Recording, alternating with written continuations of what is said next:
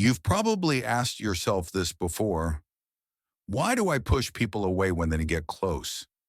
Why do I always feel not enough no matter what I do?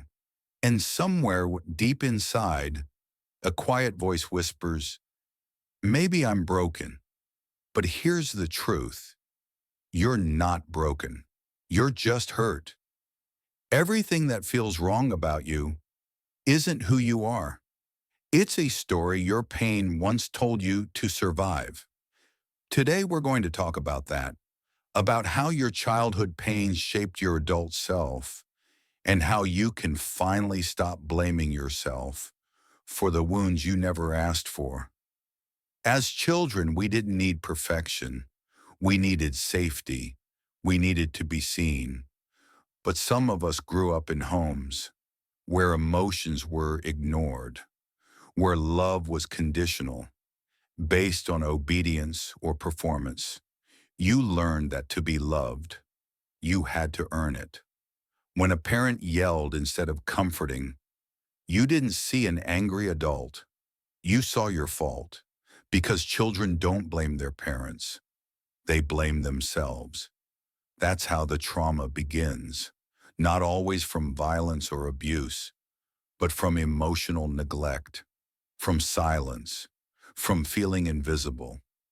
Years later, that child still lives inside you. Now you're an adult who apologizes for existing. You overthink every text. You say sorry before you speak.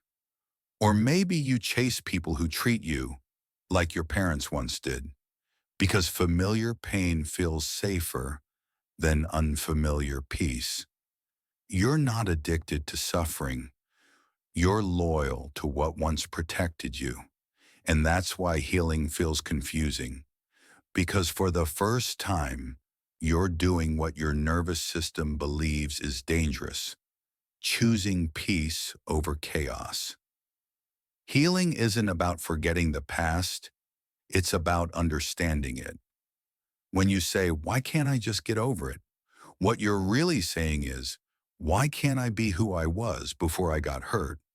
But that person never existed. You survived. You adapted. Every wall you built, every defense you learned was protection. You're not broken. You're a masterpiece built from survival. The key isn't to destroy your defenses, but to update them. You don't need them anymore. You're safe now, even if your body hasn't realized it yet. So, what does healing actually look like? It starts with self-compassion, not the kind you post about online, but the quiet kind that whispers, I forgive myself for not knowing better. It's letting yourself cry without rushing to fix it. It's giving that little child inside you the love they'd never got.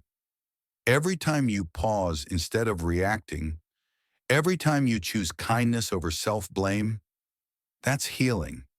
Healing doesn't scream, it whispers through your daily choices. Here's the truth. Healing isn't linear. Some days you'll feel powerful. Other days, you'll fall back into old patterns. That doesn't mean you failed. It means your wounds are asking for attention again. When you feel triggered, ask yourself, what part of me feels unsafe right now? Because it's never about the text you didn't get or the friend who disappointed you. It's about the younger version of you who once felt invisible or abandoned. When you talk to that inner child with love instead of shame, you start to rewrite your entire story. You were never too sensitive. You were never too emotional. You were never too much. You were simply a child who felt too little love in a world that didn't know how to give it. Now, as an adult, you get to do what they couldn't, to love yourself in ways no one ever did. You are not broken. You are healing. And healing is the most beautiful rebellion there is.